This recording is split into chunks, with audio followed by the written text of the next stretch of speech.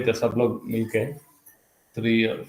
4 friends, and then they are having a good time, and they thought, okay, we'll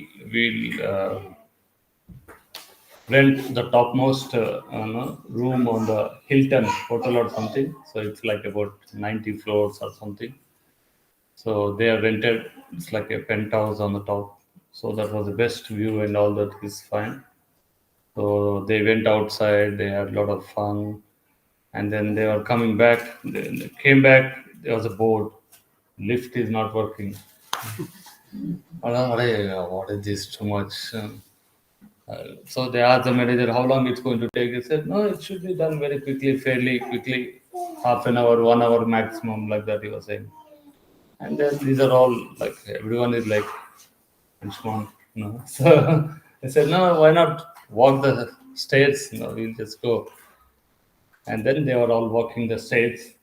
And then while they are walking the stairs, they said, yeah, just tell some jokes or some stories or something so that you don't feel tired. So one by one, everyone was telling all the stories, jokes, and all that. But when one person was quiet, and then finally they have come up to 80th floor, another 10 more floors to go. And then they asked this person, we are all been talking, but you are very quiet. Why? What is wrong with you? Why don't you say something? You also tell some jokes. And that person said, yeah, I wanted to also say some jokes, but then I remembered that we forgot the keys at the reception. so, so it's like that. So sometimes we work hard to achieve some position in life, some high level in a company or something, thinking that it will give us happiness. And then, but then once we reach there, not only position, but you might know, certification. You think, okay, if I do this certification, I'll get, But once you do it, then you don't feel any happiness. Maybe half an hour or 1 hour you feel good. Then you post in LinkedIn, and then people put comments, and then you're happy. But then after that, it's same, nothing. Oh my God, okay, something is missing. So that's what happens in life when you don't question things and you just go like go with the wind. सब बोलते ना, सब लोग कर रहे हैं हम भी करेंगे चलो क्या है, everyone is doing, we'll also do. So but then this Bhagavad Gita is actually different because Arjuna starts questioning. So Arjuna had this existential question: why should I do? Oh, sorry, Mayank. Okay, thank you for reminding me. Actually, I have to share, isn't it? Yeah. This one I don't need.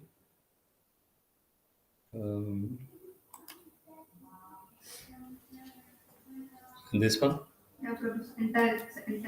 Entire screen? Yeah. Okay.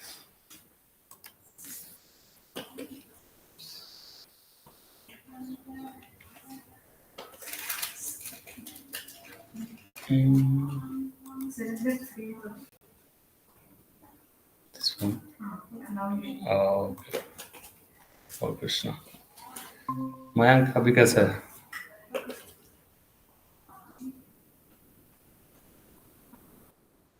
Okay, Haribol. I don't know why this comes like this, but anyway, we'll minimize this. Okay.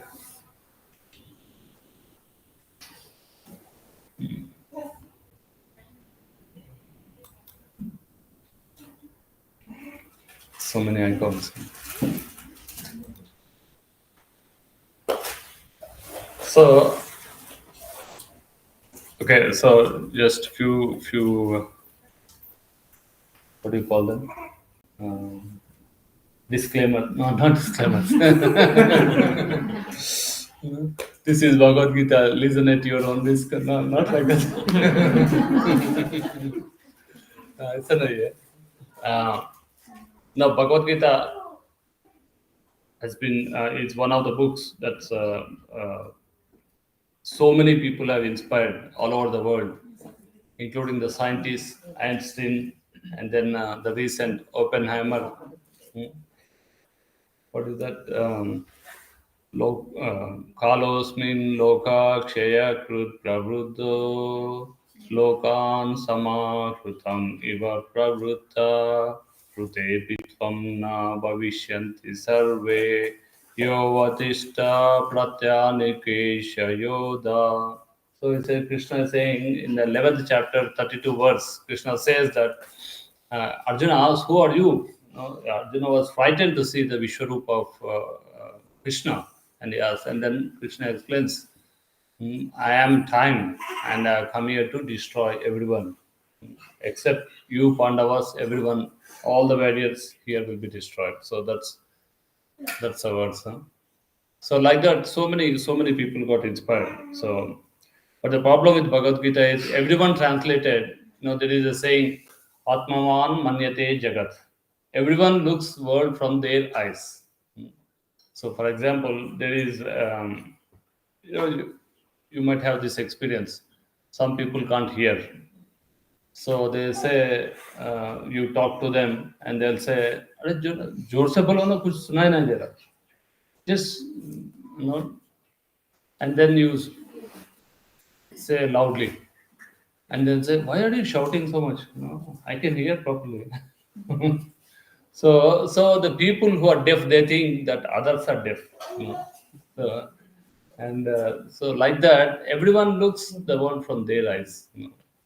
So like that, everyone has written Bhagavad Gita from their angle, but no one has actually given a proper understanding of Bhagavad Gita, what Krishna wants to inform in the Bhagavad Gita. So until Srila Prabhupada came, and Srila Prabhupada is a pure devotee, and only a devotee can actually see the heart of Krishna. So, and then he could actually come up with this Bhagavad Gita. So let us start from chapter 1. But before that, we'll do a quick. So Bhagavad Gita, as it is. So there is a preface. Preface gives a bit of context about the whole Bhagavad Gita, and then after preface there is introduction. So introduction is very lengthy actually, and introduction Prabhupada so brilliantly covers the whole philosophy. What is coming up? So you all have books, no? Bhagavad Gita as it is, Prabhupada book. So please read preface, introduction, start reading. So now you have to develop this habit of reading. And she'll be looking. Oh, she's happy. So you should make this habit of reading. So and not only reading, you should also read it out at least every day, at least one page, because with that, what happens is our attention, focus, everything improves, and also our reading capability. One time, I asked one somewhere in another program, I asked someone to read. I gave him a book like this page, and then he was so much unable to focus attention. He's reading Bhagavad Gita is also known as Gita Upanishad. There are many comments explained. Sorry, so he can't even read one line in straight line. He's just going everywhere and says, "Sorry, Prabhu," sir. So because we are not used to, so we have to develop these habits, reading, and reading it loud also. And then also once we get to the shlokas, and that is the best part. We should try to read shlokas. One day I'll show you what I will do with the shlokas. I have different ways of memorizing shlokas. So office works, you get these small cards. What do you call them? The cards. Better, what do you call? You might know them. Yes, yes. So maybe you should buy some and give to mommy. So flashcards, I write one shloka and translation, and then I just keep it there. So and then I just read them whenever I go. Or sometimes if it is very interesting sloka, I put a blue tag and then keep it on my monitor. So whenever I get time, I just look at it. So that way, it acts like a break, and then also your mind becomes fresh. Because whenever you read the words of Lord, because Bhagavad Gita is the actual words spoken by the Lord. So how much powerful they will be. So okay, so let us quickly go through the introduction, and then we'll start with the verses. We don't go through the whole introduction because the introduction is about like 10 pages or 15 pages. And also, most of the concepts we have already seen. But just like a quick revision or some important points. Hare Krishna. Srinivas Prabhu, Haribol.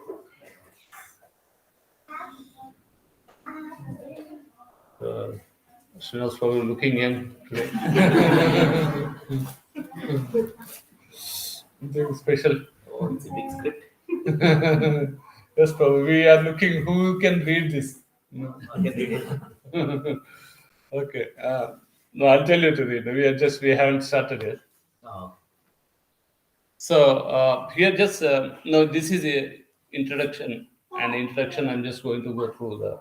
It's about 15 pages, but I'll go through the highlights and then we'll go through the shlokas. So, so what is this? The spirit of Bhagavad Gita is mentioned in Bhagavad Gita itself. It's just like this. If you want to take a particular medicine, then we have to follow the direction written on the label. We cannot take the medicine according to our own whim or the direction of a friend. So I can't. Doctor give you some prescription 3 times a day. I can't call no, Ayushman say Ayushman, can I take once a day? He will say anything. Prabhu, आपका मर्जी Prabhuji, you take or you don't take also you will say. Just take it after having. So he will give with easy experience. But then there are some tablets that needs to be taken before food also. But he doesn't have experience of that. So he'll say, whatever tablet you take after food, he'll say. But there are some tablets that you have to take before food. For example, I think acidity tablet or tablet, yeah, before food. So medicine has to be taken as per the prescription of the doctor. You can't take it as your own whim or direction of a friend. Prabhupada is so intelligent. He knows all the things we do. So, and then it must be taken according to directions or label or directions given by physician. Similarly, Bhagavad Gita should be taken or accepted as directed by the speaker himself. The speaker of Bhagavad Gita is Lord Krishna. And then he's mentioned in every page of Bhagavad Gita as Bhagavan. Sri Bhagavan Uvacha. Everywhere it says Sri. It doesn't say Krishna said Krishna Uvacha. No, everywhere it says Sri Bhagavan Uvacha. So, okay.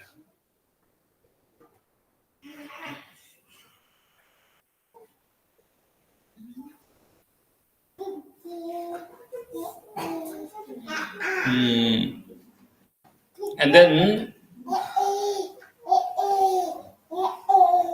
Krishna says that he is telling this to Arjuna, the system of yoga, which was first spoken to Sun God. And then Sun God passed it on to Manu. Who is Manu? Manu is like one of the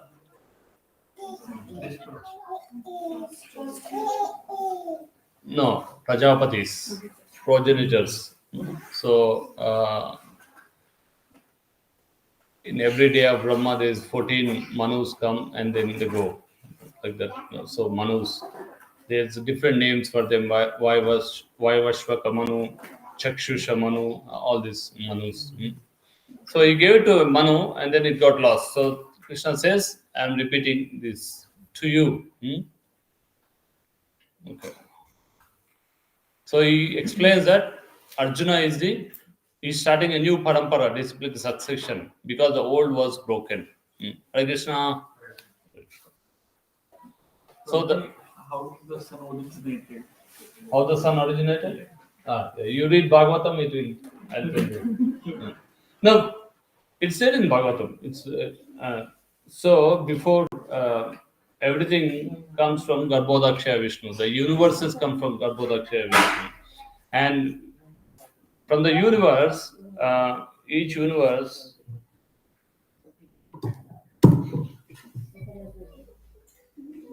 again Vishnu goes into each.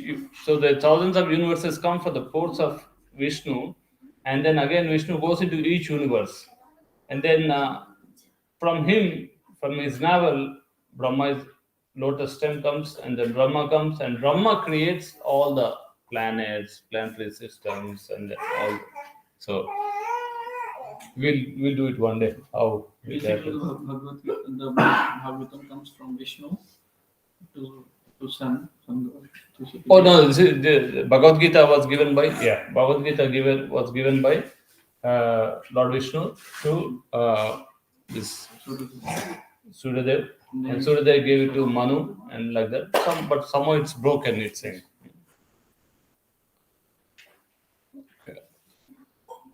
So here it's saying devotee. How does devotee relationship with Supreme Personality of God in 5 different ways? One may be a devotee in a passive state, devotee in active state, devotee as a friend, parent, conjugal lover.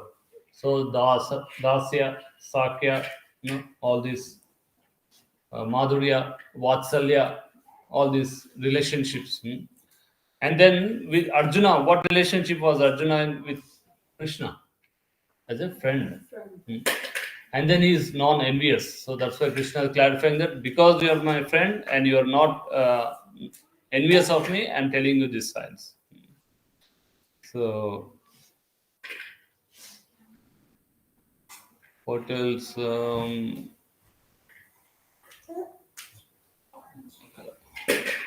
Are there? See, whenever Prabhupada writes this, therefore, whenever Prabhupada said therefore, then that is like an important point. Therefore, Bhagavad Gita should be taken up in a spirit of devotion. One should not think that he is equal to Krishna, nor should he think that Krishna is an ordinary personality or even a great personality. Because Krishna is the supreme personality of Godhead. Okay. So this is one more. What is Bhagavad Gita? The purpose of Bhagavad Gita is to deliver mankind from the nescience of material existence.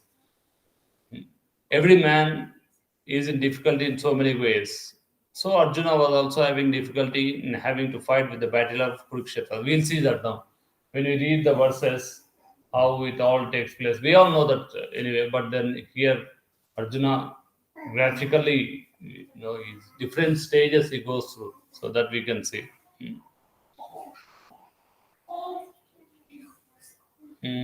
What else? Okay, this we have seen. Bhagavad Gita talks about 5 basic truths. So, what are the 5 basic truths? First one is Bhagavan, and then next one is Jiva, Paramatma, Jivatma, and then Kala, Karma, Prakriti. Prakriti consists of 3 modes of material nature. Kala is the time. So, of all these 5, which is temporary, means which actually goes. Time is always there. Prakriti is always there. Jiva is there, and then Paramatma is there. Bhagwan is always there. Ishvara. The only thing that goes is the karma. Karma is the one. So, okay.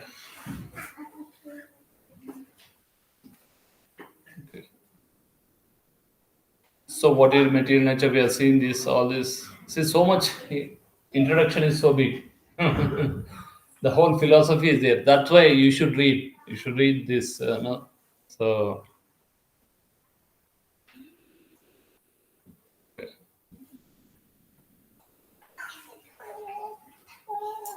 So, this one, the distinction between Jiva and Ishvara will be explained in the 13th chapter of Bhagavad Gita. So, basically, all the chapters talk about this. Actually, let me show you one very interesting, very simple thing. Oh, where is it? I don't know. I don't have it.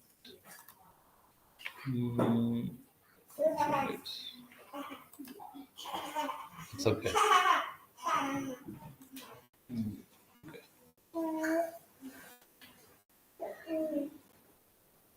Okay, this is interesting. When we are materially contaminated, we are called as condition. So can anyone tell what do you mean by condition? Everyone always we say condition, condition. What does it mean?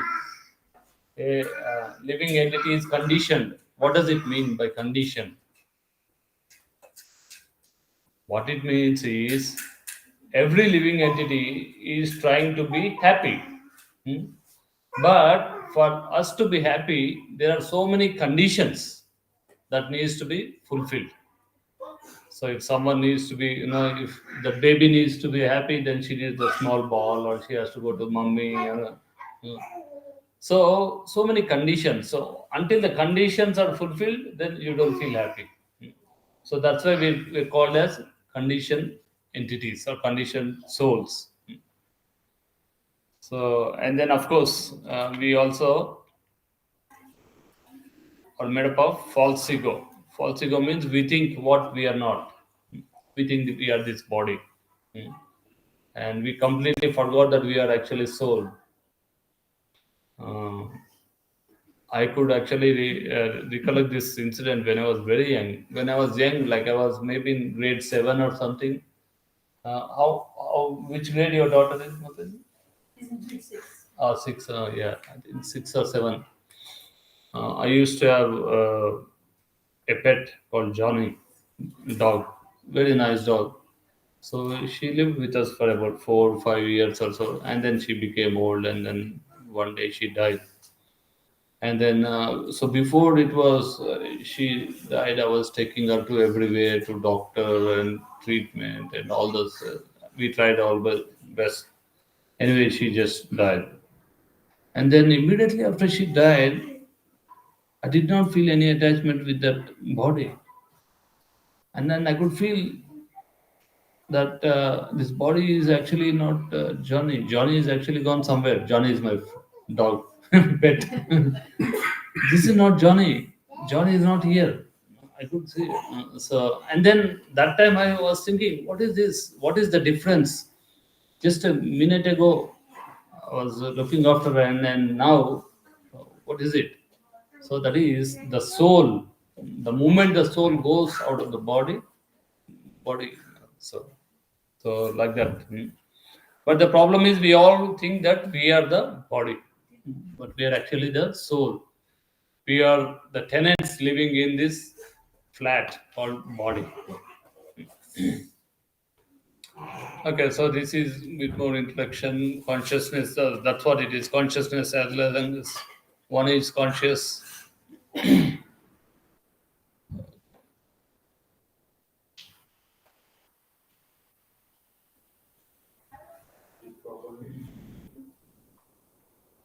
Okay, we'll skip this. And then, oh, this is one important thing. Huh? Prabhu Srinivas Prabhu, can you read this? The English word, And few lines up to, something like. the English word religion is a title from Sanatana Dharma. Religion conveys the idea of faith, and the faith may change. One may have faith in a particular process, and he may change his faith and adopt another. Sanatana Dharma refers to that activity which cannot be changed. For instance, liquidity cannot be taken from water, nor can heat can be taken from fire. Similarly, the eternal function of eternal living entity cannot be taken from the living entity. Yeah, that's wonderful. So this is it. We have to be very careful. This is something important we need to understand. Religion is actually different from Sanatana Dharma. Religion means it's a faith. So one day one can be a Christian, one can be a Muslim, one can be a Hindu or whatever, and then they might change their faith. The next day they might think, oh, okay, I want to change to, um, I want to become a Muslim or I want to become Christian. So the faith can be changed, but then their actual constitutional position cannot be changed. What is it means? For example, sugar is there. The constitutional position of sugar is sweet. So the sweetness cannot be changed. Similarly, lemon means sour or bitter.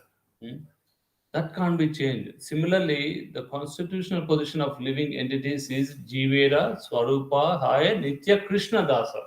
We are all servants of Krishna. So that position cannot be changed. You can change your faith, you can change your religion, but we are always serving the Supreme Lord. That is always there. That's what Prabhupada explaining here.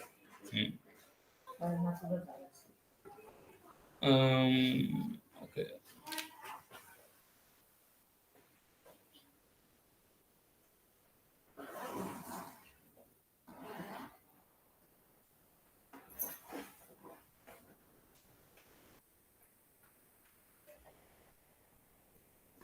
This we have all already seen, all this Brahma Jyoti and all this we have seen. Okay.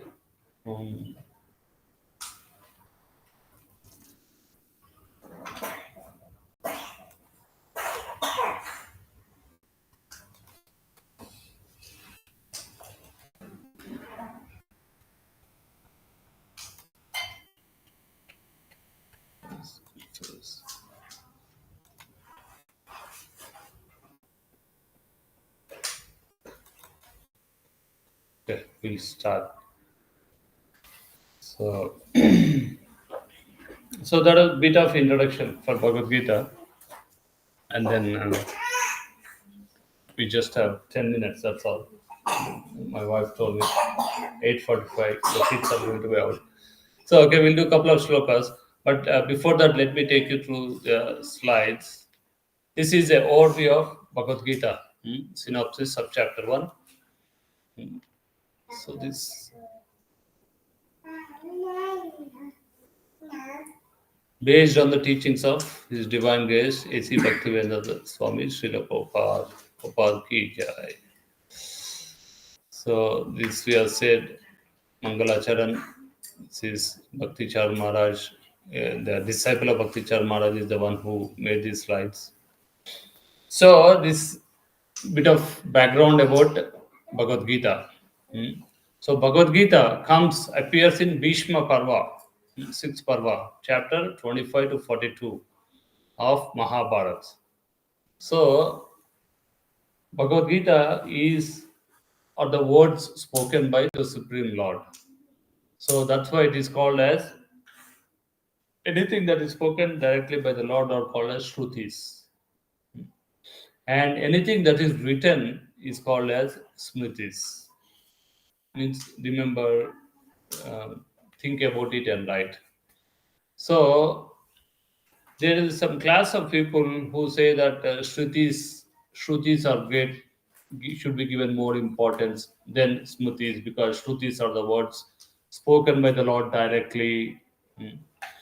And then there is other of our Acharya says that no, Smritis are also equally important because they are written by the self-realized souls. Veda Vyasa is nothing but an incarnation of Lord Krishna, Dwaparayana. So, but here actually both things are happening. Mahabharata is a smriti, means it's written. And within that smriti, there is Shruti of the Lord, the words spoken directly by the Supreme Lord. So that is the specialty of this Bhagavad Gita. Or this will take long time, but anyway, we'll maybe sometime when we get, we'll all this. So here we need to understand. So there is 3 levels of discussion are going on. The first level is discussion between Vaishampayana and Janamejaya. So Vaishampayana is the sage. He is explaining this Mahabharata to Janamejaya, who is the son of Parikshit Maharaj. And then there is again a discussion between Sanjaya and Dhritarashtra. So Janamejaya is saying that, reciting Mahabharata, and where they come to this place where Dhritarashtra is asking questions to Sanjaya. And then the third level is Krishna and Arjuna. So Sanjay is explaining what Krishna is telling to Arjuna, to Dhritarashtra, which is being said by Janamejaya to Vaishampayana. Okay. समझ गए? So these three levels of dialogues within one. But when we go back to the original dialogue, so that's how it's coming from. That's the top level, first level, second level. समझ गए?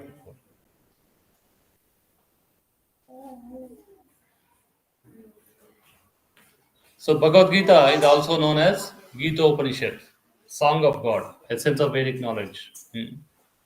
So, and it's also called as Prasthana Traya, three pillars of establishing authoritative teachings. Bhagavad Gita, as I was telling, is a Shruti within Smriti. And then this blue thing, what is, if you wonder what is Prasthana Traya, then this slide, this one, the Vedanta system is built primarily on the Prasthana Traya. Three foundational works that take one to.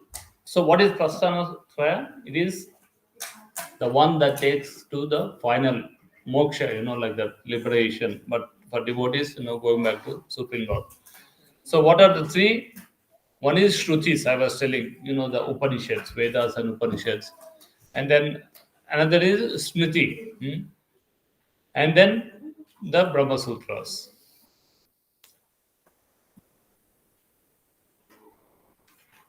Okay. So Prabhupada explains what is Bhagavad Gita. It's a basic practical preaching book. One must study Bhagavad Gita inside out. That will help govern our external activities. So Prabhupada said we should read Bhagavad Gita like a lawyer reads their law books. The lawyers, they have all these, what do you call it? Rulings. Everything on the tips. Because when they are arguing in the court, they have to tell them 1985 judgment, so and so ruling, so and so. The judge gave so. So basing on the judgment, today's it can be proven that this is valid and my plaintiff can be given whatever, all those. Like that, you have to read Bhagavad Gita, or like a Christian remembers Bible, or a Muslim knows Quran, like that. No, we should read Bhagavad Gita. And the best part is Bhagavad Gita is only 700 verses. I have so many books of Bhagavad Gita. I have a big book, Bhagavad Gita, because I'm a little bit crazy about Bhagavad Gita. I have a big book. And then I have a small book. And then I have very thin book. And then I have Bhagavad Gita without slokas, only translations.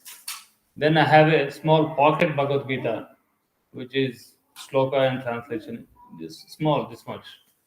And then I also have Bhagavad Gita in Telugu, in my native language. So I have about 6-7 Bhagavad Gitas, So, and then one must understand the flow of philosophy and not in isolation. See, scriptures, they come in two parts. One is analysis and another is synthesis. So analysis means the acharyas, they give, like Krishna says one verse and translation is there, but we don't understand because we are not so. Then acharyas gives analysis of what it means. Yeah, this means this. So that is the analysis. So for each acharya they give different analysis, and the synthesis is we have to understand all this, and then we have to understand the context. So that's why Prabhupada is saying, understand the flow of philosophy and not in isolation. So they're saying, a true, there is a true Muslim never goes to masjid or mosque or whatever. A true Muslim never goes to mosque. And then people wonder, what is this? No, this is nonsense. And then the next page says, without washing his feet. So that means we have to understand the whole thing, not bits and pieces. So that is why it is called analysis and synthesis. Analysis is to understand, and synthesis is to actually understand it like a whole, like a systems thinking. Understand from the whole, systems thinking. And then it's got a wide variety of topics discussed, essential message. What is the best sadhana, practice, and best sadhya? Okay. So, Shankaracharya described Gita as the river of nectar. Why does Krishna speak Bhagavad Gita? He speaks Bhagavad Gita because out of compassion for living entities. Because actually, if you wonder, Arjuna is close friend of Krishna, and then he is always with the Krishna. He will never be put into this illusion. He won't, But why did he get bewildered? Suddenly he says, "Oh, I don't want to fight," and all that. Why does he say? Because unless he becomes bewildered and he starts asking questions, Krishna can actually not give this message. So this message is not for Arjuna. This message is for all people like us. So that's what it says. So this is the chapter wise breakdown. Chapter 1, we have 46 verses. Chapter 2 is the big one, 72 verses. Chapter 3, 43. Chapter 4, 42. Chapter 5, 29. 47, 30. Smallest chapters are chapter 15 and chapter 12, just 20 verses.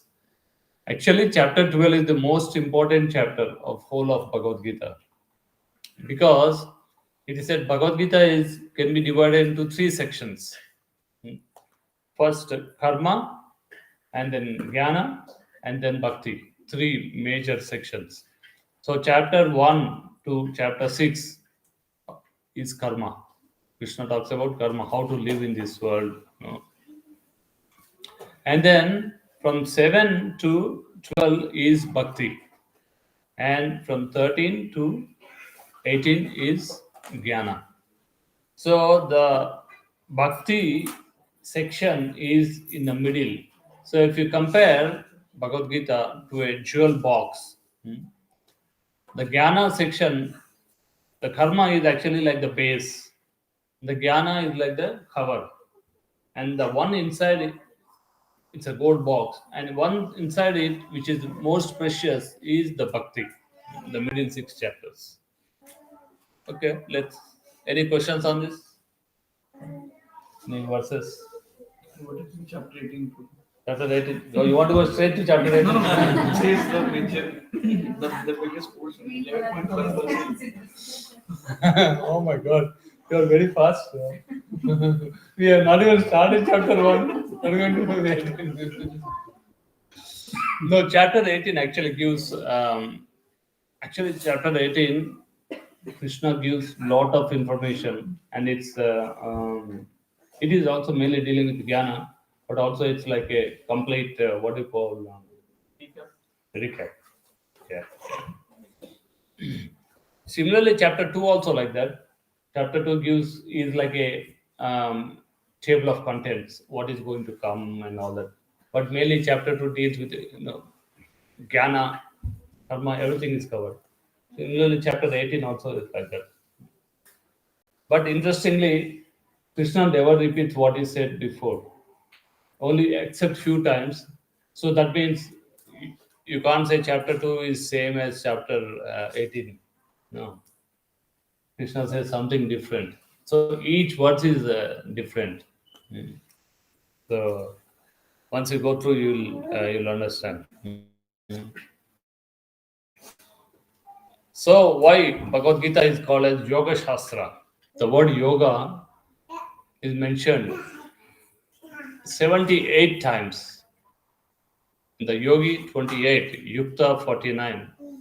So total 155. More than 20% of verses speaks about yoga. And what does yoga means? To connect. Connection. Connect Atma with Paramatma. So the essence of Bhagavad Gita is the process of yoga. I was telling every chapter name actually ends with yoga. Starting from chapter 1, Arjuna Vishada Yoga. Even lamentation also is yoga because it's connecting to Krishna. So Arjuna Vishada Yoga, like that. Karma Yoga, Jnana Yoga, Dhyana Yoga. So what is that? Vibhuti Yoga, Purushottama Yoga, Daivasura Sampat Vibhaga Yoga. So like that, everything is yoga.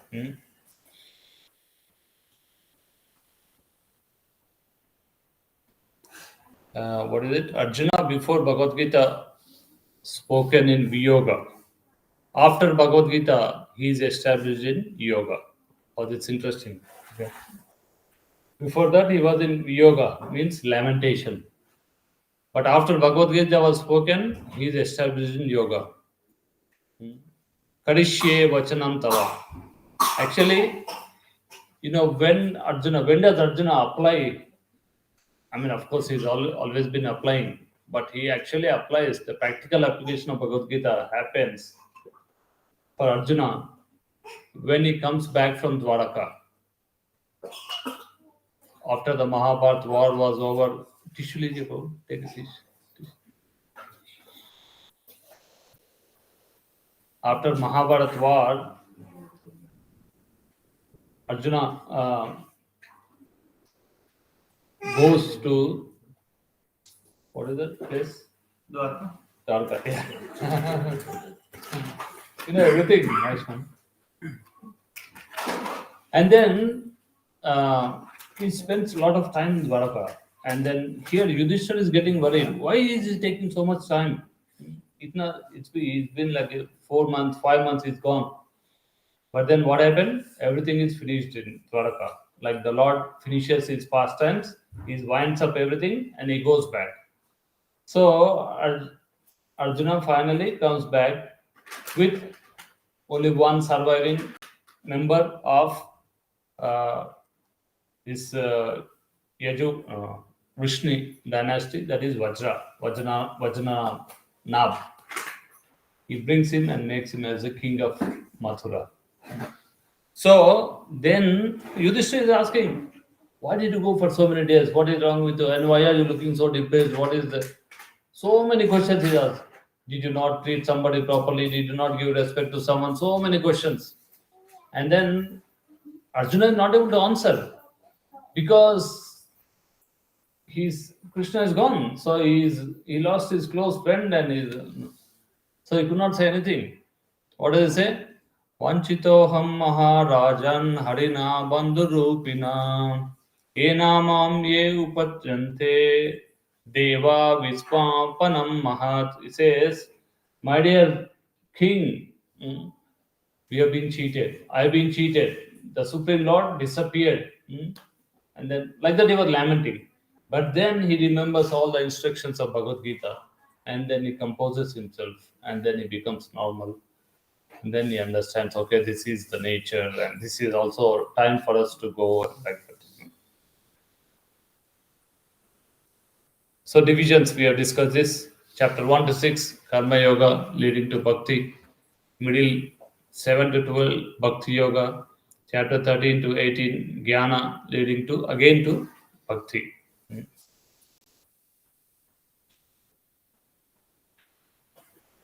So objective of Lord Krishna is to establish Bhakti Yoga, devotional service, as supreme means above all the systems of... Because in the 18th chapter, Krishna explains that... sorry, 1 minute. Put it down. Can you move this?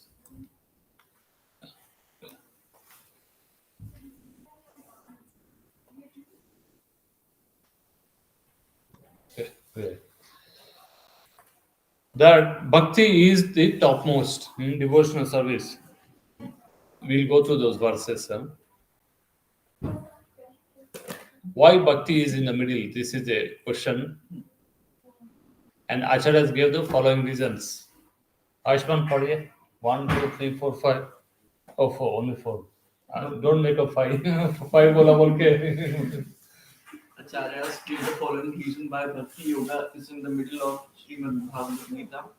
Bhakti is rahasya, very secret. Bhakti is essence of all scriptures. Yeah. In Bhagavad Gita 15.50. Yeah. karma and jnana yoga are dead without bhakti, hence surrounded by both.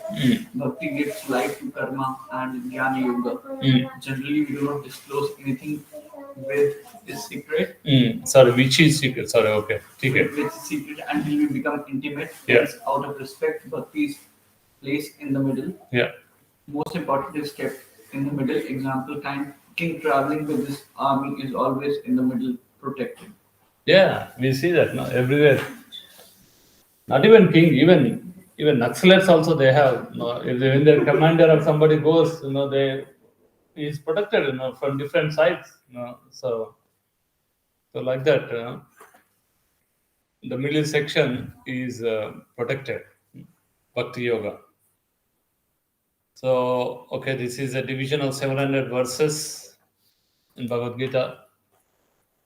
So Lord Krishna speaks 575 verses. That's a lot of verses. And then Arjuna's questions, 83 questions. Not 83 questions. Arjuna also some glorifies Krishna, and then so many things like that. And then Sanjaya's explanation, 41, and Dhritarashtra only just one.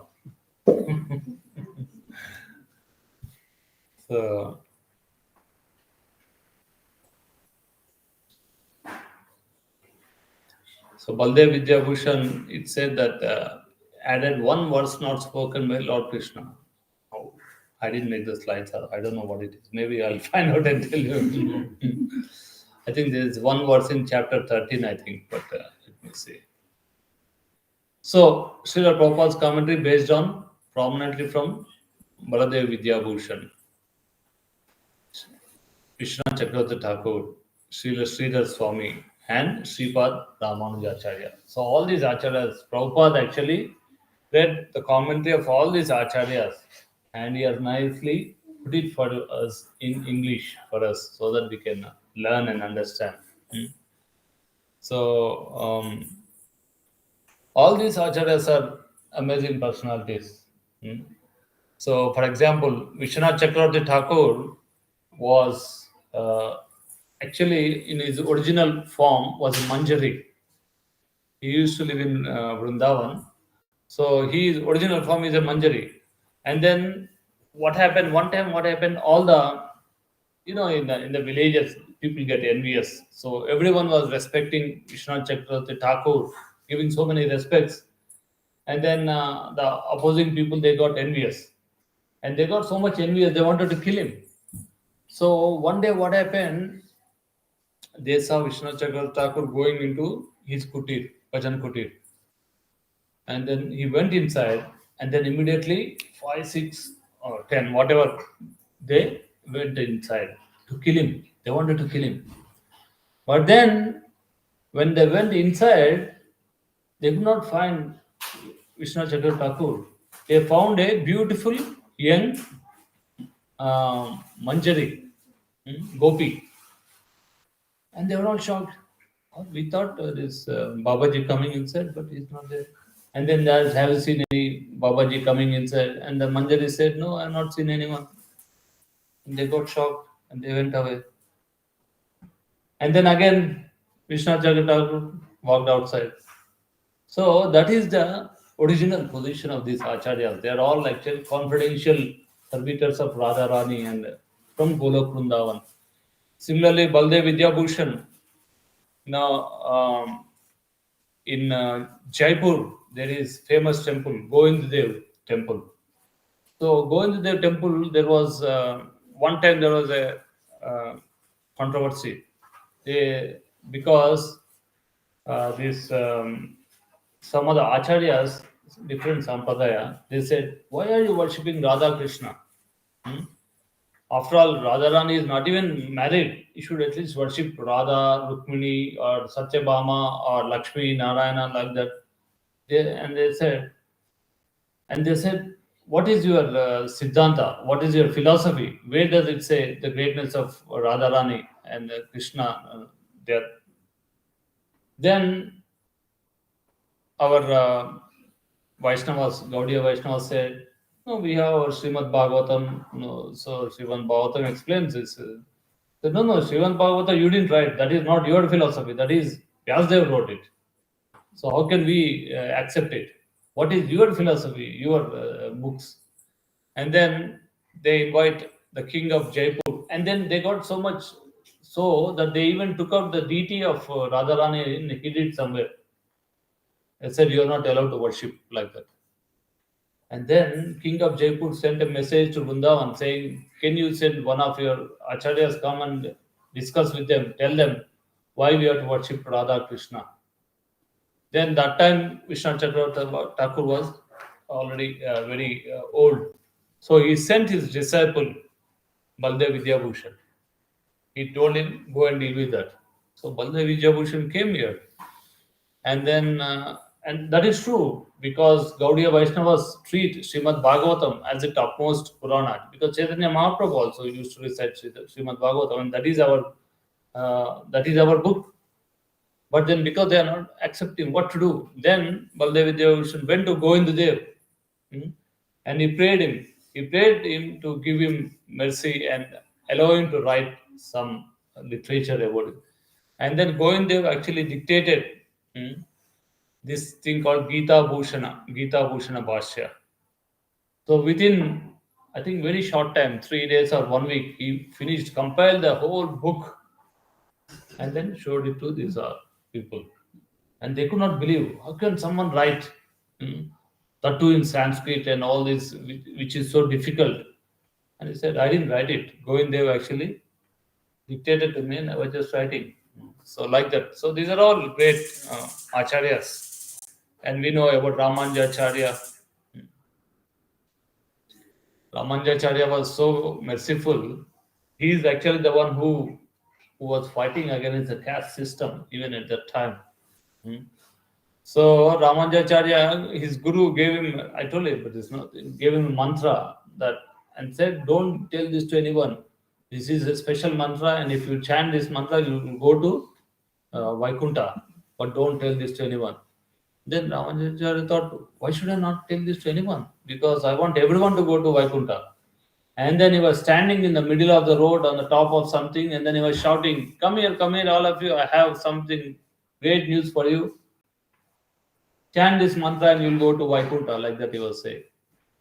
So these are all great personalities, and their commentaries Prabhupada actually took. So that's what is Bhakti Vedanta purports. So when you read Prabhupada purports, you means you are reading all these acharyas. Plus, Prabhupada also gives a contemporary touch to all this. So, Srila Bhaktivinoda Thakur, he is one of our Gaudiya acharyas.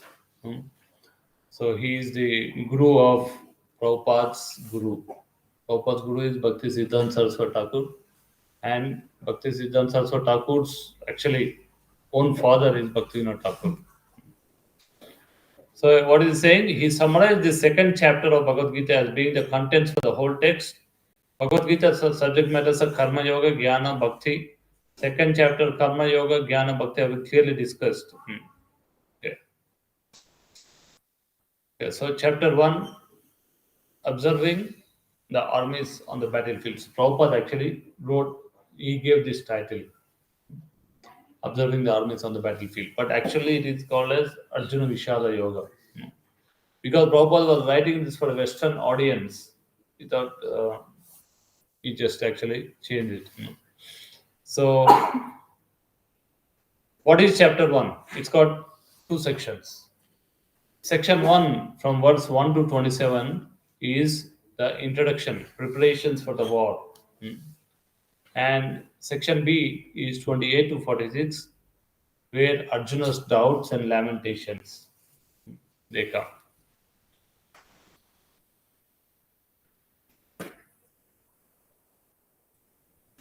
So anyone want to read? How do you read? 1 to 13. Sanjaya informs King Dhritarashtra of Duryodhana's appraisal of the relative fighting strengths of the Pandava and Kuru armies. Bhishma and the Kuru army then loudly blew their conch shells, giving Duryodhana joy.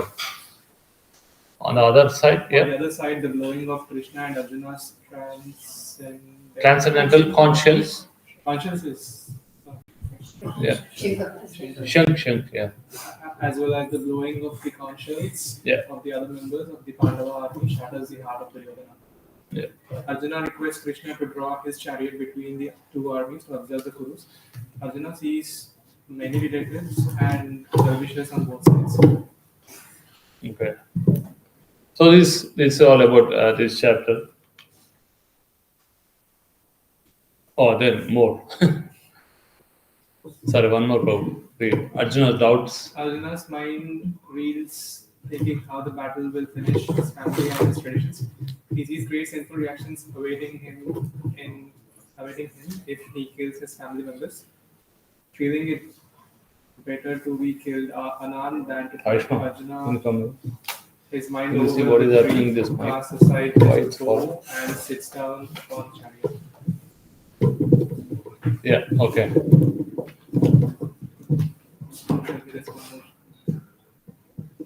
So this okay. All right. We'll stop here, but we'll start with. We'll do just one verse for today.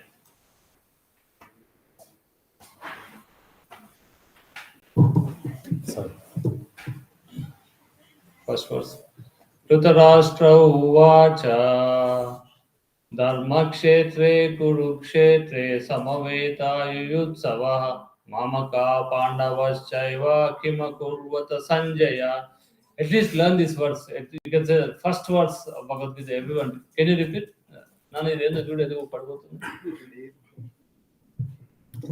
Maybe because you are not here.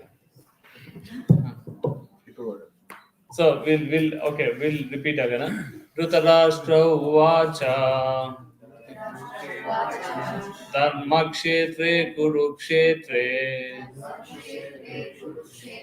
samaveta yuyutsavaha mamaka pandavaschaiva kimakurvata sanjaya. So first verse, I learned this one when I was like about I think grade 5. So here first verse, Dhritarashtra is saying. So Dhritarashtra is the blind king and Sanjaya is the chariot driver of the king. So Sanjaya is the regular chariot driver of Dhritarashtra. So Dhritarashtra requested Vyasdev that I'm a blind person. I can't go to the battlefield. So I don't know what is happening there. The fighting is going on. So how do you know what is going to happen? Please tell me something. Give me some. And then Vyasadeva said, okay, I'll give, what do you call them? Clarity, Divya Chakshu to Sanjaya. And he said, Sanjaya can actually see everything what is happening in the battlefield as though he's present there, and he will tell you what is happening to you. So that's how. So that's why Dhritarashtra is asking, "Oh Sanjaya, after my sons and sons of Pandu assembled in the field of pilgrimage at Kurukshetra, desiring to fight, what did they do?" Now, this is a very funny question because suppose we are going to India, we took the boarding ticket, and then after taking the boarding ticket, what did you do? So same thing here. Dhritarashtra is asking. They are there to fight. So why is he asking? Because as Acharya has explained, there are so many points here. One is first thing you can see, Dhritarashtra is differentiating between his sons and his brother's sons. So that's why he's saying Pandavas and Kauravas. My sons and sons of Pandu. So actually, he should treat everyone as his own sons because they came to him when they are very small. All right, I think the class is finished. It's finished, huh?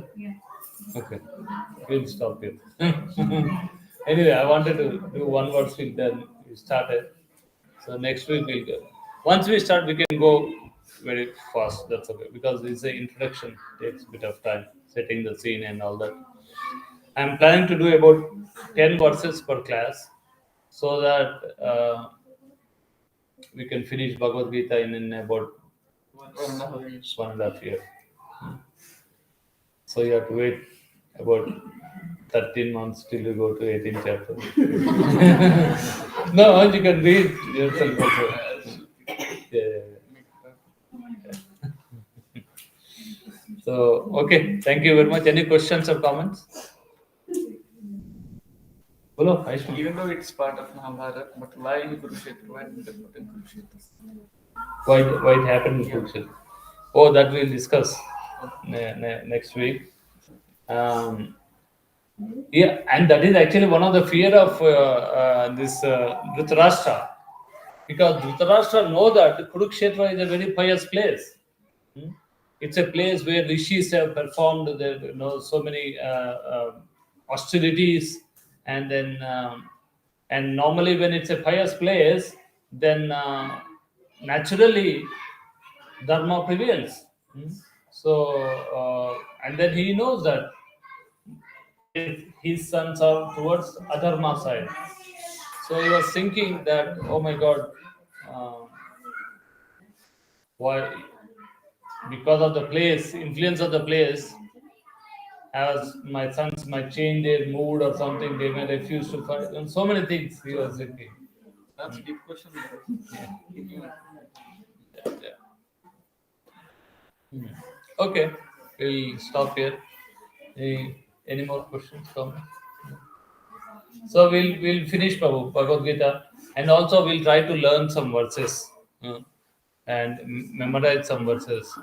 And the whole Bhagavad Gita is written in this Vedic meter called Anushtup meter. So it's very easy to read. Uh, so and then very nice to hear as well. So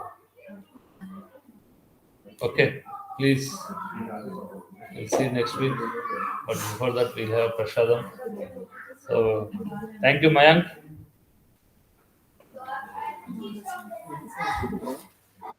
Okay. Or Ravi Prabhu is there.